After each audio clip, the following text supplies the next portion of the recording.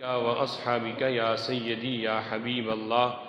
الصلاة والسلام عليك يا سيدي يا نبي الله وعلى آلك وأصحابك يا سيدي يا نور الله مولاي صل وسلم دائما أبدا على حبيبك خير الخلق كلهم هو الحبيب الذي ترجى شفاعته لكل حول من الأحوال مقتحم منزه عن شريك في محاسنه فجوهر الحسن فيه غير منقسم محمد ذكره روح لأنفسنا محمد شكره فرد على الأمم محمد تاج رسل الله كاتبة محمد صادق الأقوال والكلم يا رب صل وسلم دائما ابدا على حبیبک خیر الخلق کلہم۔ اللہ وحدہ لا شریک کی حمد و ثنا اور حضور سرور کائنات مفخر موجودات زینت بزم کائنات باعث تخلیق کائنات دستگیر جہاں غم گسار زماں حامی بے کساں سید سروراں قائد المرسلین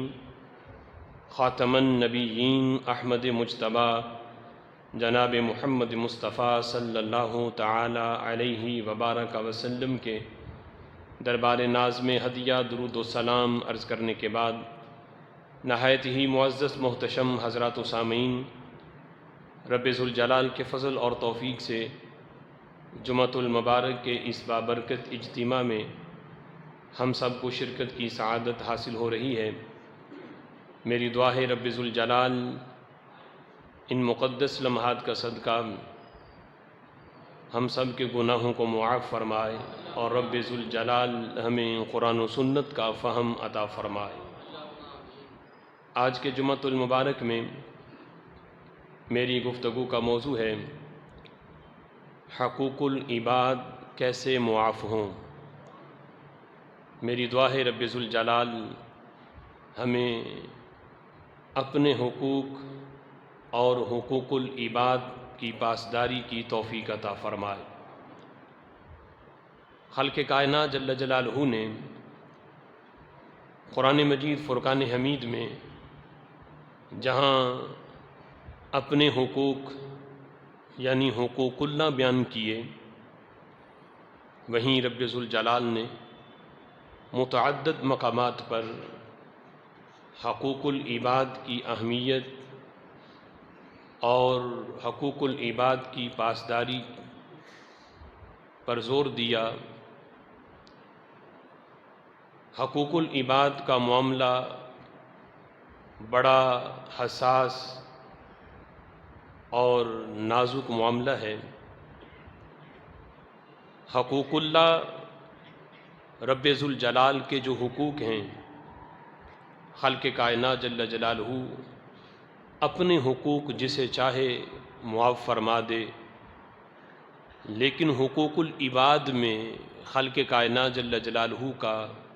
قانون یہ ہے کہ جب تک بندے معاف نہ کریں تو خالق کائنات جل جلالہ بھی معاف نہیں فرماتا۔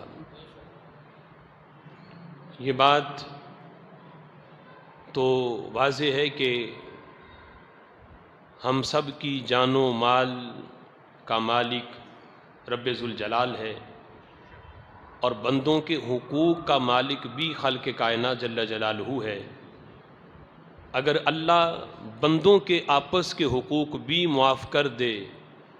تو رب ذوالجلال کو کوئی یہ نہیں پوچھے گا کہ اللہ حق میرا تھا معاف تو نے کیوں کیا۔ یعنی رب ذوالجلال مالک ہے، وہ جس کے چاہے حقوق معاف کر دے۔ رب ذوالجلال کا یہ عدل ہے، یہ انصاف ہے، لیکن اس کا قانون یہ ہے کہ اپنے حقوق تو جس کے چاہتا ہے وہ معاف فرما دیتا ہے، لیکن بندوں کے حقوق کے سلسلہ میں اس نے قانون یہ بنایا کہ جب تک بندے معاف نہیں کرتے تو خالق کائنات جل جلالہ بھی ان حقوق کو معاف نہیں فرماتا۔ حدیث پاک میں آتا ہے، امام حاکم نے اپنی مستدرک میں اس حدیث کو نقل کیا۔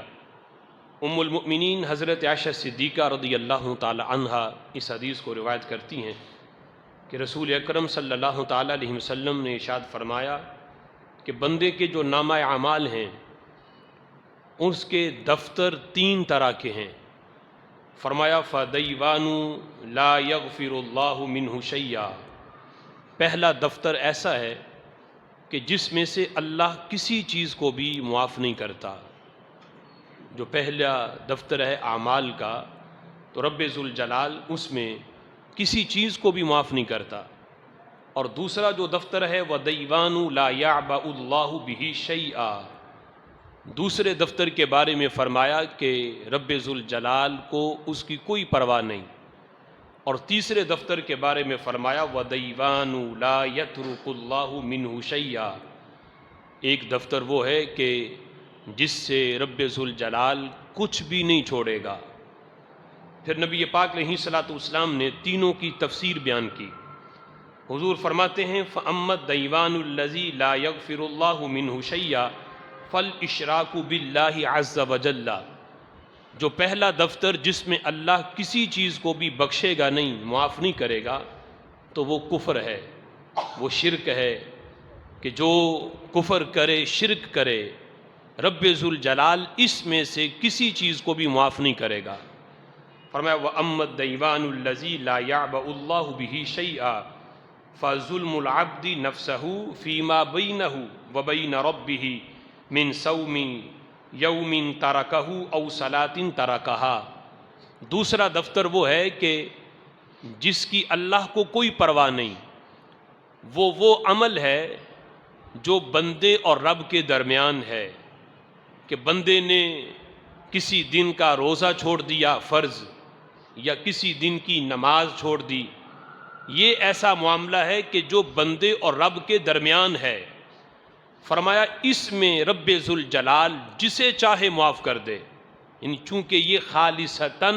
رب ذوالجلال کے حقوق ہیں کہ کسی دن کا روزہ ترک کر دیا یا کسی دن کی کوئی نماز ترک کر دی، تو یہ خالص رب ذوالجلال کا حق ہے۔ رب ذوالجلال کو اس کی کوئی پرواہ نہیں۔ اللہ کوئی نماز پڑھے تو اس میں رب کا فائدہ نہیں، کوئی روزہ رکھے تو اس میں رب کا فائدہ نہیں۔ روزہ رکھنا بھی بندوں کا فائدہ ہے، نماز پڑھنا بھی بندوں کا فائدہ ہے۔ تو رب ذوالجلال اس دفتر میں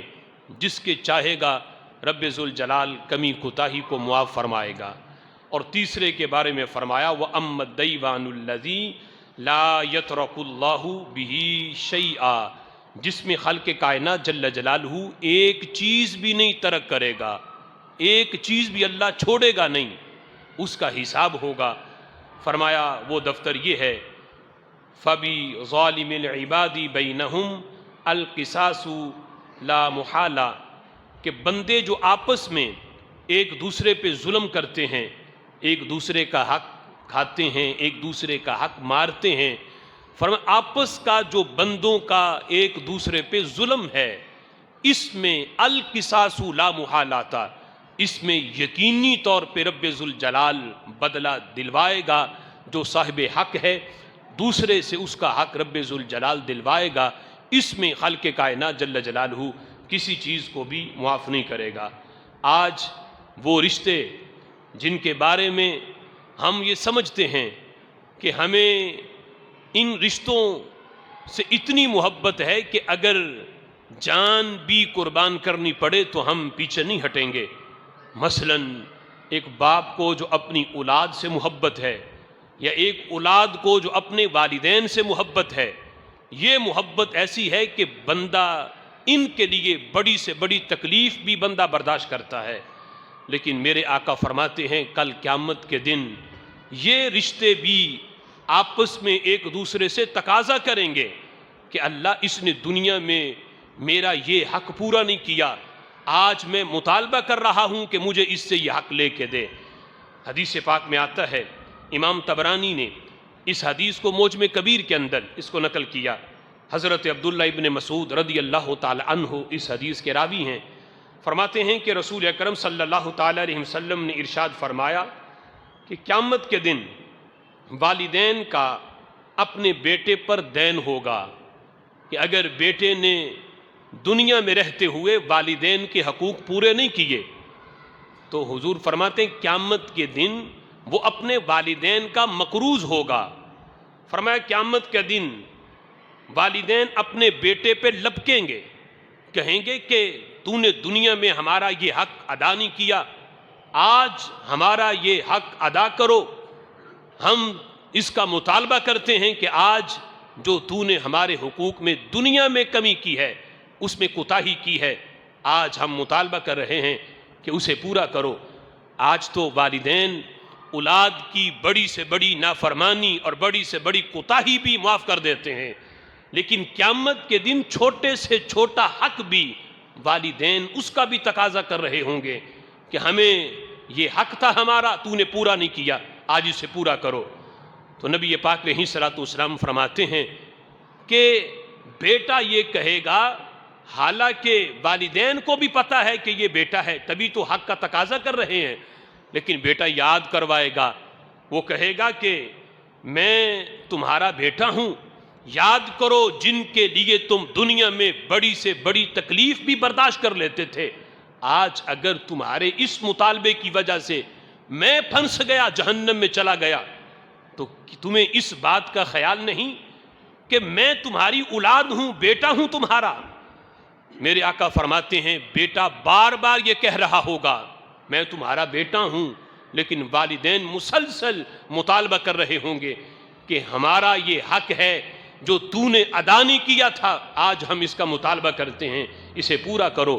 نبی پاک علیہ الصلوۃ والسلام ارشاد فرماتے ہیں کہ قیامت کے دن اولاد سے والدین کے جو حقوق کے اندر کمی ہوئی ہے، اولاد سے وہ حق دلوایا جائے گا۔ اب حق دلوانا کس طرح ہے؟ قیامت کے دن ایسا نہیں کہ آج اگر کسی کا مال بندے نے کھایا تو قیامت کے دن اس نے کوئی پیسے دے دے کہ یہ پیسے لے لو اور میری جان چھوڑ دو، وہاں تو نہ پیسے ہوں گے، اس طرح کا بدلہ نہیں ہوگا۔ وہاں حقوق کی ادائیگی اس انداز میں ہوگی کہ جو نیکیاں ہیں ان کی اس کا تقاضا ہوگا کہ اس کی نیکیاں مجھے دی جائیں۔ تو میرے آقا فرماتے ہیں اس انداز میں حقوق والدین کے اولاد سے لے کے پورے کیے جائیں گے۔ اب جس وقت وہ حقوق پورے ہوں گے تو والدین تمنا کریں گے کہ کاش اس سے بھی زائد حق ہوتے اولاد پر جو اس نے پورے نہ کیے ہوتے، اور آج اس کا بدلہ قیامت کے دن ہمیں اولاد سے دلوا دیا جاتا۔ یعنی اس انداز میں یہ جو سب سے قریبی رشتہ ہے اولاد کا والدین کے ساتھ، والدین کا اولاد کے ساتھ، قیامت کے دن جب اس کا بھی تقاضا اس انداز میں ہے جو دیگر معاملات ہیں دیگر بندوں کے ساتھ، وہ کس قدر بڑھ کر اپنے حقوق کا تقاضا کریں گے۔ نبی مکرم شفیع معظم صلی اللہ تعالی علیہ وسلم کے انہی فرمان کی روشنی میں اعلیٰ حضرت امام اہل سنت مجدد دین و ملت الشاہ امام احمد رضا خان فاضل بریلوی رحمۃ اللہ علیہ نے اسی عنوان پر جو آج کا ہمارا موضوع ہے، امام نے ایک پورا رسالہ لکھا جس کا نام ہے اعجب الامداد فی مکفرات حقوق العباد، کہ عجیب امداد اس سلسلہ میں کہ بندوں کے آپس کے حقوق کے کفارے میں عجیب امداد، یعنی یہ نام رکھ کے اعلیٰ حضرت امام اہل سنت نے پھر یہ لکھا کہ بندوں کے حقوق میں قاعدہ کلیہ تو یہ ہے کہ حق ابد بے معافی ابد معاف نہیں ہوتا، حق ابد بے معافی ابد معاف نہیں ہوتا، کہ بندوں کے حقوق جب تک بندے معاف نہ کریں تب تک معافی نہیں ہوتی۔ لیکن مزید آگے لکھتے ہیں کہ 5 طرح کے افراد ایسے ہیں جن پہ اللہ اپنا خصوصی کرم کرتا ہے۔ 5 قسم کے افراد سے اگر حقوق العباد میں کمی بھی رہ گئی تو رب ذوالجلال وہ حقوق اپنے ذمہ کرم پہ لے لیتا ہے اور صاحب حق کے دل میں اللہ نرمی پیدا کر کے اللہ اس سے معافی دلوا کے جس نے حقوق میں کمی کی ہے اللہ اسے بھی جنت عطا فرما دیتا ہے۔ 5 طرح کے بندے ہیں، وہ انشاءاللہ میں آخر میں بیان کرتا ہوں۔ لیکن یہ قاعدہ جو اعلیٰ حضرت امام اہل سنت نے قرآن و حدیث کی روشنی میں یہ جو قاعدہ بیان کیا کہ حق کے ابد بے معافی یہ ابد معاف نہیں ہوتا، کہ بندوں کے حقوق جب تک بندے معاف نہ کریں، بندے معاف نہ کریں تو رب ذوالجلال بھی معاف نہیں کرتا۔ اب یہ اس سلسلہ میں اعلیٰ حضرت امام اہل سنت نے حدیث بیان کی، فرماتے ہیں لا تؤدن الحقوق الی اہلھا یوم القیامہ، کہ قیامت کے دن ہر اہل حقوق کو حق ادا کرنے ہوں گے، جس پر جو حق ہے قیامت کے دن اس کو یہ حق ادا کرنا ہوگا۔ یہاں تک کہ رسول اکرم صلی اللہ تعالی علیہ وسلم ارشاد فرماتے ہیں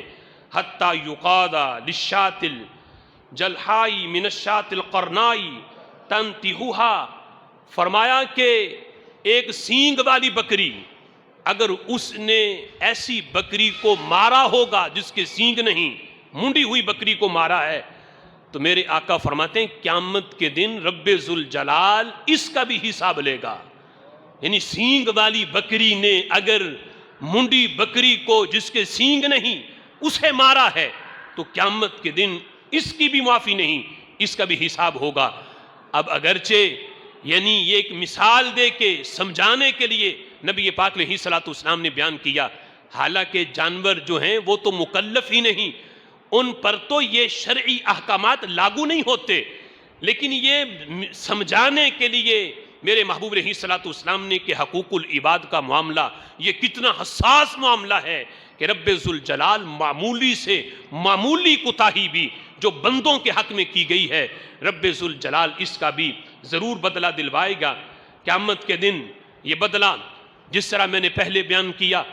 کہ آج اگر کسی کی زمین غصب کر لی، کسی کا حق مار لیا، قرض لے کے واپس نہ کیا، حق چھین لیا، کسی کی کسی چیز پہ قبضہ کر کے کوئی بیٹھ گیا، کسی کو مارا، ظلم کیا، قیامت کے دن بدلہ یہ نہیں ہوگا کہ چلو تم نے اتنے پیسے اس کے دبائے تھے اب پیسے اتنے واپس کر دو تو بدلہ ہو جائے، یا یہ ہے کہ تو نے فلاں کو اتنے تھپڑ مارے تھے آج تم ڈبل مار لو اور بدلہ ہو جائے۔ نہیں، اس طرح کا بدلہ قیامت کے دن نہیں ہے۔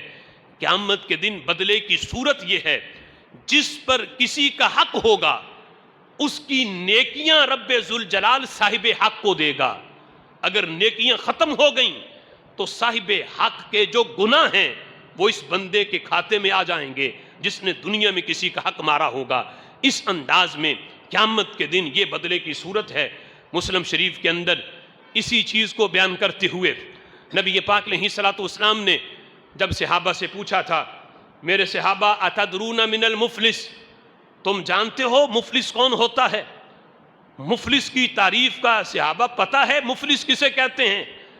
تو صحابہ اکرام علیہم رضوان کہنے لگے المفلس فینا من لا درہم لہ ولا متاع، محبوب ہم تو مفلس اسے سمجھتے ہیں جس کے پاس کوئی درہم نہ ہو، کوئی مال نہ ہو، کوئی ساز و سامان نہ ہو، رہنے کے لیے کوئی چھت نہ ہو، جس کے پاس کھانے کے لیے کوئی چیز نہ ہو، کوئی روپے پیسہ نہ ہو، بالکل جیبیں خالی ہوں اس کی، ہم تو اسے مفلس سمجھتے ہیں۔ تو میرے آقا فرماتے ہیں میں دنیا کے لحاظ سے مفلس کی بات نہیں کر رہا، میں آخرت کے لحاظ سے مفلس کے بارے میں پوچھ رہا ہوں کہ قیامت کے دن مفلس کون ہوگا؟ تو میرے محبوب علیہ الصلوۃ والسلام نے خود بیان کیا، فرمایا ان المفلس من امتی من یأتی یوم القیامہ بصلاۃ وصیام وزکاۃ، فرمایا میری امت میں سب سے بڑا مفلس وہ ہوگا جو قیامت کے دن آئے گا اس انداز میں کہ نامہ اعمال اس کا نمازوں سے بھرا ہوگا، نامہ اعمال اس کا روزوں سے بھرا ہوگا، زکوٰۃ اس نے کبھی نہیں چھوڑی ہوگی، صدقہ خیرات سے اس کا نامہ اعمال بھرپور ہوگا، زکاتیں بھی دی ہوں گی، نماز بھی پڑھی ہوگی، روزے بھی رکھے ہوں گے، لیکن اس کے ساتھ ساتھ وَيَأْتِي قَدْ شَتَمَ هَذَا وَقَذَفَ هَذَا وَأَكَلَ مَالَ هَذَا وَضَرَبَ هَذَا فَيُعْطَى هَذَا مِنْ حَسَنَاتِهِ۔ فرمایا اس کے ساتھ ساتھ اس نے کسی کو مارا ہوگا، کسی کو گالی دی ہوگی، کسی کا حق چھینا ہوگا، اس نے کسی کا ناجائز مال کھایا ہوگا، فرمایا یہ کام بھی اس نے کیے ہوں گے۔ قیامت کے دن اگرچہ نامہ اعمال نیکیوں سے بھرپور ہے، لیکن دنیا میں جس کا اس نے حق مارا ہے، حق تلفی کی ہے، قیامت کے دن یہ ساری نمازیں، یہ روزے، یہ زکاتیں، یہ جہاد، یہ نیکیاں، فرمایا ان کو دے دی جائیں گی جن کا دنیا میں اس نے حق مارا ہوا ہے۔ آیا تھا میدان معاشر میں، نامہ اعمال نیکیوں سے بھرا ہوا تھا، لیکن جب فیصلہ ہونے لگا، ترازو رکھا گیا، وہ لوگ آ گئے جن کا دنیا میں حق مارا تھا، انہوں نے کہا پہلے ہمارا حق تو ادا کرو پھر اپنا فیصلہ کروانا۔ اب ساری نمازیں بھی چلی گئیں، روزے بھی چلے گئے، زکاتیں بھی چلی گئیں۔ میرے آقا علیہ الصلوۃ والسلام فرماتے ہیں نتیجہ یہ نکلے گا کہ نیکی ایک بھی نامہ اعمال میں باقی نہیں رہے گی، یہاں تک کہ الٹا ان کے گناہ جن کے حق مارے ہیں ان کے گناہ بھی اس کے کھاتے میں ڈال دیے جائیں گے۔ اس کے نتیجہ یہ ہوگا کہ رب ذوالجلال اس بندے کو جہنم میں داخل فرما دے گا۔ فرمایا میری امت کا سب سے بڑا مفلس بندہ یہ ہے جس نے ساری زندگی نیکیاں تو کی، لیکن نیکیاں کس طرح محفوظ رہتی ہیں اس کا بندوبست نہ کیا، اس کی طرف توجہ ہی نہ دی کہ آج تو میں نمازیں پڑھ رہا ہوں، زکاتیں دے رہا ہوں، روزے رکھ رہا ہوں، کل کو یہ نامہ اعمال میں باقی بھی رہیں، اس کی طرف توجہ ہی نہ دی۔ حج ہر سال کرنے گیا، لیکن حق چھیننا، لوگوں کا حق کھانا، یہ اس کی عادت رہی۔ اس نے سمجھا کہ شاید حج کروں گا سارے گناہ معاف ہیں، روزے پابندی سے رکھے، اعتکاف ہر سال بیٹھا، روزہ ایک نہ چھوڑا، نمازوں میں پہلی صف میں نظر آیا، لیکن ساتھ ساتھ یہ ظلم بھی لوگوں پہ کیے، جس کا نتیجہ یہ ہوا کہ قیامت کے دن ساری نیکیاں صاحب حقوق لے گئے، نتیجے میں ایک نیکی بھی باقی نہ رہی۔ میرے آقا فرماتے ہیں میری امت کا سب سے بڑا مفلس بندہ یہ ہے کہ جس کے کھاتے میں ایک نیکی بھی باقی نہیں رہے گی۔ یہاں تک کہ نبی مکرم شفیع معظم صلی اللہ تعالی علیہ وسلم نے ایک ایسا حقوق العباد کے لحاظ سے معاملہ جس میں آج ہماری اکثریت مبتلا ہے اور ہم اسے سمجھتے ہیں کہ شاید یہ بڑا معمولی سا معاملہ ہے، میرے آقا نے علیہ الصلوۃ والسلام نے اس کی مذمت بیان کرتے ہوئے اور قیامت کے دن اس عمل کا خسارہ بیان کرتے ہوئے کہ کتنا بڑا اس کا عذاب ہے، خسارہ ہے، میرے آقا فرماتے ہیں الغیبۃ اشد من الزنا۔ فرمایا غیبت جو ہے یہ زنا سے بھی بڑا معاملہ ہے، زنا کا وہ عذاب نہیں جو غیبت کا ہے۔ جس وقت میرے محبوب نے یہ بیان کیا، غیبت آج ہم سمجھتے ہیں کہ غیبت یہ ہے کہ کسی بندے میں وہ عیب نہ ہو تو اسے بیان کرنا، عیب ہو اس کے موجود ہو اس میں وہ عیب، لیکن اس کے یعنی غیر موجودگی میں اس کا عیب کسی اور سے بیان کرنا، یہ غیبت ہے۔ جب نبی پاک علیہ الصلوۃ والسلام کے سامنے ایسا معاملہ ہوا تو جو ایسا کر رہا تھا اس نے کہا یہ معاملہ اس میں موجود ہے، میں جھوٹ تو نہیں بول رہا۔ میرے آقا نے فرمایا اگر وہ معاملہ اس میں نہ ہوتا پھر تم بیان کرتے تو اسے تو بہتان کہتے ہیں، غیبت تو یہ ہے کہ وہ عیب اس میں ہے، تم اس کی غیر موجودگی میں اس کو بیان کر رہے ہو، یہی تو غیبت ہے۔ آج اسے معمولی سمجھنے والے، میرے آقا فرماتے ہیں الغیبۃ اشد من الزنا، غیبت زنا سے بھی بڑا گناہ ہے۔ عرض کی گئی یا رسول اللہ صلی اللہ علیہ وسلم زنا سے بڑا گناہ کیسے ہوا؟ میرے آقا فرماتے ہیں الرجل یزنی ثم یتوب فیتوب اللہ علیہ، جب کوئی بندہ زنا کرتا ہے پھر اللہ سے توبہ کرتا ہے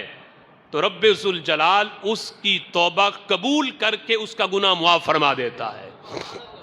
اگر توبۃ نصوحہ ہو، سچی توبہ ہو، سچے دل سے کرے تو رب ذوالجلال معاف کر دیتا ہے۔ لیکن فرمایا وَإِنَّ صَاحِبَ الْغِیبَةِ لَا يَغْفِرُ لَهُ حَتَّى يَغْفِرُ لَهُ صَاحِبُهُ، لیکن فرمایا جس کی غیبت کی جائے وہ لاکھ غیبت کرنے والا معافیاں مانگتا رہے، جب تک وہ بندہ معاف نہ کرے جس کی غیبت کی گئی ہے تو فرمایا یہ والا گناہ تب تک معاف اللہ بھی نہیں کرتا، جب تک وہ معاف نہ کرے جس کی غیبت ہوئی ہے وہ معاف نہیں کرے گا تو یہ والا گناہ رب ذوالجلال کے ہاں بھی وہ معاف نہیں ہوگا۔ لیکن زنا کا معاملہ چونکہ اس نے یہ کام چھپ کے کیا پھر توبہ کر لی تو خالق کائنات جل جلالہ اگر توبہ سچے دل سے ہو اللہ اس گناہ کو معاف کر دیتا ہے، لیکن غیبت جس کی گئی جب تک وہ معاف نہ کرے تو یہ گناہ بھی معاف نہیں ہوتا۔ یہ تو ایک طویل موضوع ہے حقوق العباد کے لحاظ سے، لیکن میں نے جس طرح یہ پہلے بیان کیا کہ کچھ بندے ایسے ہیں جن پہ اللہ اپنا خصوصی کرم کرتا ہے اور رب ذوالجلال اگر ان سے حقوق العباد کے لحاظ سے کمی بھی رہ جائے تو اللہ بندوں کے حقوق اپنے ذمہ کرم پہ لے کر خالق کائنات جل جلالہ صاحب حق کے دل میں نرمی ڈال کے اللہ اس کے اس حق کو معاف کروا کے اسے بھی جنت دے دیتا ہے۔ اب رب ذوالجلال کے معاف کرنے اور معافی دلوانے کے جو انداز ہیں وہ بھی بڑے نرالے ہیں۔ حدیث پاک میں آتا ہے، اب دیکھو اللہ جس کے حقوق معاف کروانا چاہے گا تو انداز کیا ہوگا، وہ حقوق معاف کس کس کے کرواتا ہے، وہ تو 5 طرح کے بندے ہیں جو ابھی میں بیان کرتا ہوں، لیکن معاف کروانے کا اللہ کا انداز کیا ہے، جو اس کا قانون ہے وہ قانون بھی اپنی جگہ پہ کہ جب تک بندے معاف نہ کریں اللہ بھی معاف نہیں کرتا، لیکن وہ معاف کروائے گا کیسے؟ حدیث پاک میں آتا ہے، امام حاکم نے اپنی مستدرک میں اس حدیث کو نقل کیا، صحابہ کہتے ہیں حضور بیٹھے تھے ہمارے درمیان، اچانک ہم نے دیکھا اذا ضحک رسول اللہ صلی اللہ علیہ وسلم حتی بدت ثنایاہ، میرے محبوب اتنا آپ مسکرائے یہاں تک کہ آپ کے ثنایا، آپ کے جو سامنے والے دانت تھے وہ نظر آنے لگے۔ اتنا محبوب علیہ السلام جب مسکرائے، اچانک کوئی مسکرانے والی بظاہر کوئی بات نہ ہوئی تو حضرت فاروق اعظم رضی اللہ تعالی عنہ پوچھنے لگے محبوب بظاہر تو کوئی ایسی بات نہیں ہوئی کہ جس پہ مسکرایا جائے، لیکن محبوب ہم یہ بھی جانتے ہیں آپ بیٹھے فرش زمین پہ ہوں آپ کی نظریں تو لوح محفوظ پہ ہوتی ہیں، آپ تو آج کی نہیں کل کی نہیں قیامت کی جو منظر ہیں جو بھی قیامت میں رونما ہونے والے ہیں، کریم آقا آپ کی نگاہ تو وہ منظر بھی دیکھ لیتی ہے، تو بتاؤ تو صحیح یہ مسکرانے کا سبب کیا ہے؟ تو میرے آقا علیہ السلام فرمانے لگے میرے صحابہ میں بیٹھا تمہارے درمیان تھا، میں نے دیکھا میدان محشر لگا ہوا ہے، ابھی میدان محشر جو قیامت کے دن لگے گا صدیوں بعد، میرے محبوب علیہ السلام نے وہ منظر جو ابھی ہونا ہے میرے محبوب کی نگاہ نے وہ منظر دیکھا اور صحابہ کو بیان فرما دیا۔ فرمایا میں نے دیکھا 2 بندے، انہوں نے اپنا مقدمہ اللہ کی بارگاہ میں پیش کیا، ان میں ایک ظالم ہے دوسرا مظلوم ہے، ظالم وہ جس نے دنیا میں اس بندے پہ ظلم کیا ہوا ہے، اب مظلوم آ گیا رب کے دربار میں اور کہتا ہے اے اللہ اس نے دنیا میں مجھ پہ ظلم کیا، آج میں اسے پکڑ کے لایا ہوں، اللہ مجھے اس سے بدلہ دلوایا جائے۔ لفظ کیا کہے گا؟ یا ربی خذ لی مظلمتی من اخی، میرے اس بھائی سے جس نے دنیا پہ مجھ پہ ظلم کیا، اے اللہ آج مجھے اس سے بدلہ دلوا۔ تو رب ذوالجلال اس سے فرمائے گا اے بندے اس نے صرف تجھ پہ ہی نہیں اس نے تو اوروں پہ بھی ظلم کیے ہوئے تھے، تو لیٹ ہو گیا، اوروں نے مطالبہ پہلے کر لیا، اس کی جتنی نیکیاں تھی سارے وہ لے گئے، اب تو اس کے کھاتے میں نیکی کوئی باقی نہیں رہی، تو تجھے بدلہ کیسے دلوایا جائے؟ یعنی نیکیاں تو وہ سارے لے گئے، اب اس کے کھاتے میں نیکی کوئی نہیں، تو لیٹ ہو گیا، تو نے مطالبہ لیٹ کیا، اب کیسے بدلہ ہوگا؟ میرے آقا فرماتے ہیں وہ بندہ بڑا سیانہ ہے اور اپنا مقدمہ بڑے اچھے طریقے سے رب کے دربار میں پیش کر رہا ہے. وہ بندہ کہے گا اے اللہ اگر اس کے نامہ اعمال میں نیکی کوئی نہیں، میرے کھاتے میں گناہ تو موجود ہیں، اے اللہ میرے کھاتے میں، میرے نامہ اعمال میں ابھی گناہ باقی ہیں، اگر اس کے نیکیاں نہیں رہیں تو میرے گناہ اس کے پلڑے میں ڈالے جائیں، اس طرح مجھے بدلہ دلوایا جائے. میرے محبوب علیہ الصلوۃ والسلام نے جب اتنی بات کی تو حضور کی آنکھوں میں آنسو آ گئے، آپ رو پڑے اور فرمایا میرے صحابہ قیامت کا دن بڑا سخت دن ہے، وہاں ایک ایک پائی کا حساب دینا ہوگا. آج دنیا میں جس نے جس پہ جو ظلم کیا، قیامت کے دن اس کی معافی نہیں. آج دنیا کی عدالتوں سے تو بچ جاؤ گے، لیکن وہ عدالت جو رب کے دربار میں لگنی ہے،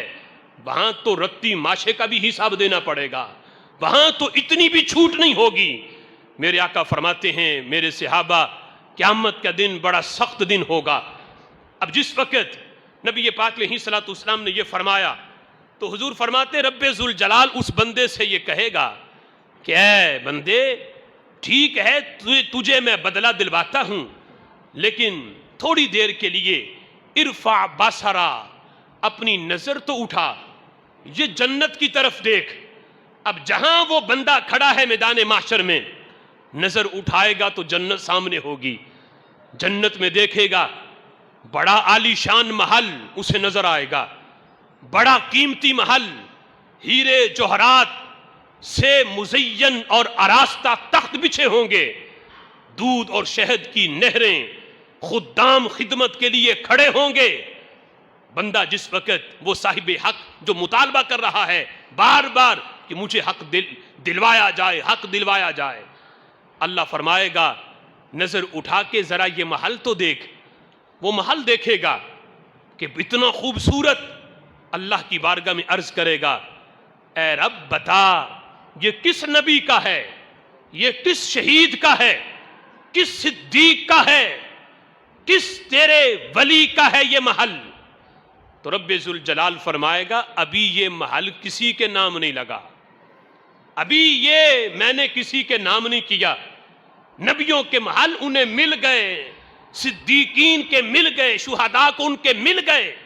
یہ ابھی خالی ہے، ابھی اس کا کوئی مالک نہیں بنا. فرمایا وہ کہے گا اے اللہ اس کا مالک پھر کون بنے گا؟ اللہ فرمائے گا لمن اعطى الثمن، اس کا مالک وہ بنے گا جو اس کی قیمت دے گا، جو اس کی قیمت دے دے گا وہ اس کا مالک بن جائے گا. بندہ کہے گا یا ربی ومن یملک، اللہ محل جنت کا ہو اتنا قیمتی اور تو کہہ رہا ہے وہ مالک بنے گا جو قیمت دے گا. بھلا اس قیمتی محل کی قیمت ہے کس کے پاس؟ جنت کا تو ایک گز ٹکڑا اتنا قیمتی ہے کہ پوری دنیا میں جو کچھ ہے سب کچھ ایک طرف رکھا جائے، جنت کے ایک گز ٹکڑے کا بھی وہ بدل نہیں بن سکتا. یہ تو میلوں میں پھیلا محل، تو کون اس کی قیمت دے گا؟ رب ذوالجلال فرمائے گا انت تملکہ، ہمیں اس کی قیمت تو تیری جیب میں بھی ہے.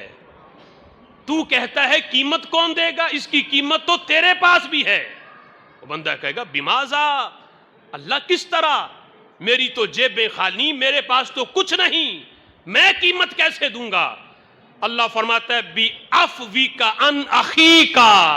اس کی قیمت یہ ہے کہ جس سے تو اپنے حقوق کا مطالبہ کر رہا ہے اسے معاف کر دے، محل تجھے مل جائے گا. بِعَفْوِكَ عَنْ أَخِيكَ، اس کی قیمت اپنے بھائی کو معاف کر دے، یہی اس کی قیمت ہے. اب میرے آقا فرماتے ہیں پہلے وہ کہہ رہا تھا معافی نہیں ہوگی، اللہ نیکیاں لے کے دے. اللہ فرماتا ہے نیکیاں کوئی نہ رہیں، پھر کہتا ہے میرے گناہ اس کے کھاتے میں ڈال دے. معافی کی طرف ذہن ہی نہیں جا رہا تھا. اب جس وقت پتا چلا معافی پہ ملتا کیا ہے، اب کہتا ہے اللہ میں نے معاف کیا، میں نے معاف کیا. میرے محبوب یہ بات کر رہے تھے ساتھ مسکرا رہے تھے، اور فرمایا میرے صحابہ میرے مسکرانے کی وجہ یہ ہے کہ پہلے معاف کر نہیں رہا تھا، جب پتہ چلا حقوق معاف کرنے پہ اللہ کتنا کرم کرتا ہے، اب کہتا ہے اللہ میں نے اسے معاف کر دیا، تو رب ذوالجلال فرمائے گا خذ بید اخیک فادخلہ الجنہ، اب اکیلا جنت میں نہ جا، اپنے بھائی کا ہاتھ پکڑ اسے بھی جنت میں داخل کر دے۔ بِعَفْوِكَ عَنْ أَخِيكَ، دیکھو جہاں یہ حدیث یہ بتاتی ہے کہ حقوق العباد کا معاملہ کتنا سخت ہے، نیکیاں کھاتے میں نہ رہیں تو گناہ لینے پڑیں گے دوسرے بندے کے، اور وہیں یہ حدیث یہ بھی بتاتی ہے کہ جب بندہ اپنے حقوق کسی کو معاف کر دے تو اللہ پھر کرم کتنا کرتا ہے۔ امام اہل سنت مجدد دین و ملت نے وہ 5 افراد جو بیان کیے، وقت کم ہے،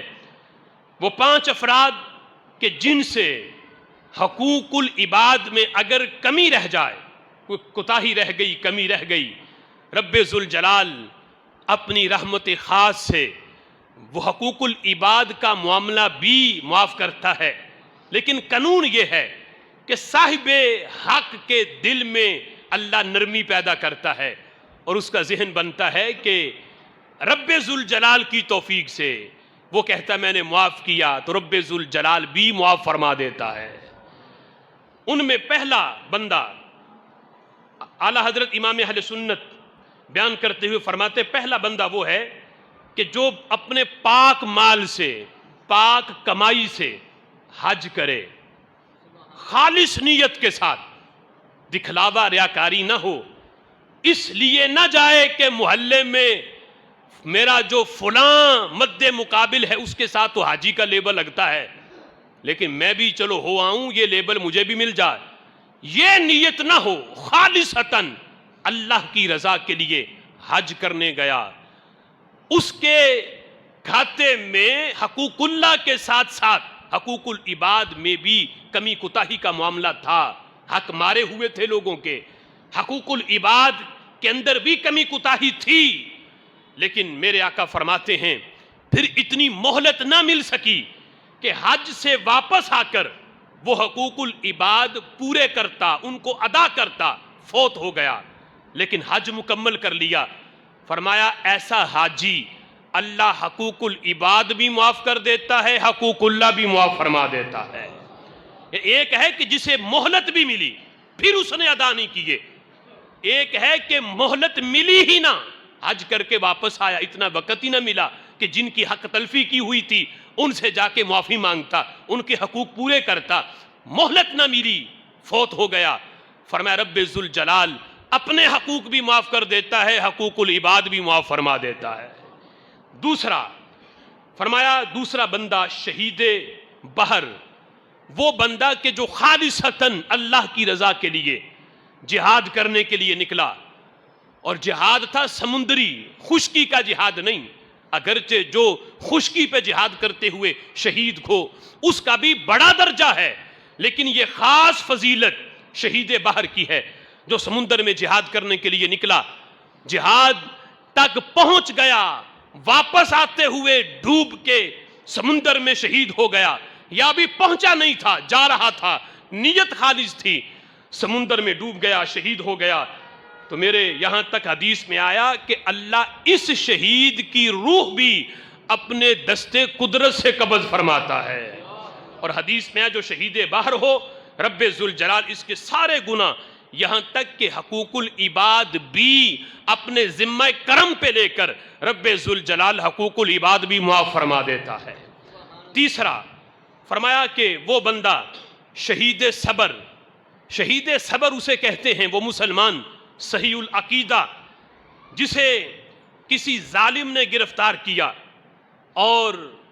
حالت بے کسی اور مجبوری میں قید و بند کے اندر ہی اس پہ ظلم و ستم کر کے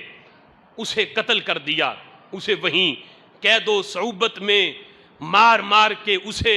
مار دیا، شہید کر دیا، اور اس بندے نے اللہ کی رضا کے لیے اس پہ صبر کیا، تو میرے آقا فرماتے ہیں قتل صبری لا یمر بذنب الا محاہ،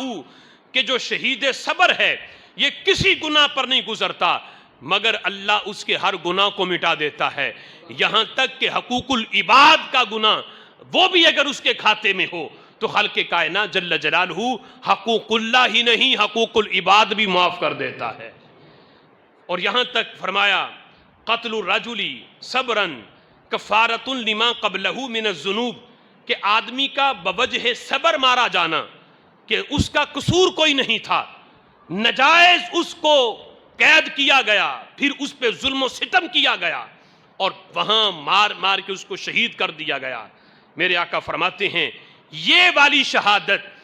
اس شہید کے گزشتہ ہر گناہ کا کفارہ بن جاتی ہے، ہر گناہ کا کفارہ، یہاں تک کہ حقوق العباد بھی اگر کھاتے میں ہوں تو رب ذوالجلال یہ بھی معاف کر دیتا ہے۔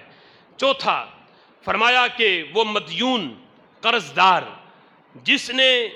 اپنی کسی نیک اور جائز حاجت کو پورا کرنے کے لیے واقعتاً اسے ضرورت بھی ہو کسی سے قرض مانگا، قرض لیا اور قرض لے کے جائز راہ پہ اس کو لگایا، نجائز رستے پہ یا نجائز کسی جگہ پہ استعمال نہ کیا، حاجت بھی تھی اسے، مجبور تھا وہ، کسی سے قرض لیا، اب قرض جب لے لیا خرچ کر دیا، پھر ساری زندگی اسی فکر میں لگا رہا کہ میں نے یہ قرض ادا کرنا ہے، کوشش بھی کرتا رہا لیکن اس کے باوجود وہ قرض ادا نہ کر سکا، نیت تھی کہ میں نے ادا کرنا ہے، فکر بھی تھی شب و روز، لیکن اس کے باوجود ہزارہا کوششوں کے باوجود، محنت کے باوجود وہ قرض ادا نہ کر سکا، تو میرے آقا فرماتے ہیں قیامت کے دن رب ذوالجلال دائن کو راضی کرے گا، یعنی اس کا یہ تقاضا ہوگا کہ میں نے اسے قرض دیا تھا، اس نے میرا قرض واپس نہ کیا، تو میرے آقا فرماتے ہیں قیامت کے دن اللہ دائن کو راضی کر دے گا، جس کا قرض اس نے لیا ہوا ہے اس کو راضی کرے گا، اس کے دل میں نرمی پیدا کرے گا، وہ کہے گا میں نے معاف کیا، تو خالق کائنات جل جلالہ اس کا یہ والا عمل معاف کر کے اس مدیون کو بھی جنت میں داخل فرما دے گا۔ لیکن نیت خالص یہ ہو کہ میں نے قرض ادا کرنا ہے، فکر بھی ہو کوشش بھی ہو، پھر ادا نہ کر سکے تو خالق کائنات جل جلالہ اس کا یہ والا گناہ معاف کرتا ہے۔ حدیث پاک میں آتا ہے من ادان الدین ینوی قضاہ اداہ اللہ عنہ یوم القیامہ، فرمایا جو کسی دین کا معاملہ کرے، کسی سے قرض لے پھر ادا نہ کر سکے، نیت اچھی رکھے کہ میں نے ادا کرنا ہے، تو میرے آقا فرماتے ہیں قیامت کے دن رب ذوالجلال اس کی طرف سے خود یہ قرض ادا فرما دیتا ہے۔ وہ ادا کرنے کی صورت کیا ہے؟ وہ یہی کہ رب ذوالجلال جنت میں جو دائن ہے اسے اس عمل پر عالی شان محل دکھائے، پھر وہ معاف کرے تو رب ذوالجلال دونوں کو ہی جنت میں داخل فرما دے۔ پانچواں اعلیٰ حضرت امام اہل سنت بیان کرتے ہوئے فرماتے ہیں پانچویں نمبر پر وہ اولیاء کرام، وہ صوفیاء، وہ اللہ کے نیک بندے جن سے بتقاضۂ بشریت حقوق العباد میں کوئی کمی رہ گئی ہو، تو فرمایا رب ذوالجلال اپنے اولیاء صلحاء جو نیک بندے ہیں ان کے اس عمل کو اللہ معاف فرماتا ہے۔ اور اس پہ اعلیٰ حضرت امام اہل سنت نے قرآن کی آیت پیش کی کہ الا ان اولیاء اللہ لا خوف علیہم ولا ہم یحزنون، جو اللہ کے اولیاء ہیں انہیں قیامت کے دن کوئی خطرہ کوئی خوف نہیں ہوگا، وہ پریشان نہیں ہوں گے، وہ غمگین نہیں ہوں گے۔ لیکن جس نے دنیا میں کسی کا حق مارا ہوا ہوگا، ایک رتی ماشے کا بھی، قیامت کے دن تو وہ بھی میدان معاشر میں بڑا خائف و خاسر اور غمگین اور پریشان کھڑا ہوگا۔ لیکن رب ذوالجلال کے اولیاء بتقاضۂ بشریت اگر حقوق العباد میں کوئی کمی بھی رہی ہوگی تو رب ذوالجلال صرف اس وجہ سے کہ یہ میرے نیک بندے ہیں، میرے قرب میں وقت گزارا ہے، اللہ صاحب حق کا جن کے حق میں حق تلفی ہوئی ہوگی ان کے حقوق اپنے ذمہ کرم پہ لے کے رب ذوالجلال ان کو راضی کر کے اپنے اولیاء کی اس غلطی کو بھی معاف کر کے رب ذوالجلال انہیں بھی جنت میں اعلیٰ مقام عطا فرمائے گا۔ لیکن یہ 5 طرح کے بندے، اس کے علاوہ جس نے کسی کے ساتھ کوئی حق تلفی کی، حق مارا، حق، یہ عمل اگر بندے کے کھاتے میں نہیں ہے، نہ ایسا حج ہے، نہ شہید بحر ہے، نہ شہید صبر ہے، نہ ایسا مدیون ہے، اور نہ وہ مقام ولایت پر فائز ہے، عام بندہ ہے، پھر وہ کس سہارے پر وہ لوگوں کے حقوق مار رہا ہے اور لوگوں کے حق تلفی کر رہا ہے، کس بنا پر وہ لوگوں کی غیبتیں کر رہا ہے اور اپنے نام اعمال کو بھاری کر رہا ہے۔ آج اگر ہم چاہتے ہیں کہ ہم جو نیکیاں کر رہے ہیں، جو نیک اعمال کر رہے ہیں، قیامت کے دن یہ محفوظ رہیں، نام اعمال چمکتا رہے، تو حقوق اللہ کے ساتھ ساتھ حقوق العباد کی پاسداری یہ بھی ضروری ہے، پھر عمل کی بقا ہے۔ رب ذوالجلال کی بارگاہ میں دعا ہے کہ رب ذوالجلال ہمیں حقوق اللہ کے ساتھ ساتھ حقوق العباد کی بھی پاسداری کی توفیق عطا فرمائے۔ آمین بجاہ النبی الامین وآخر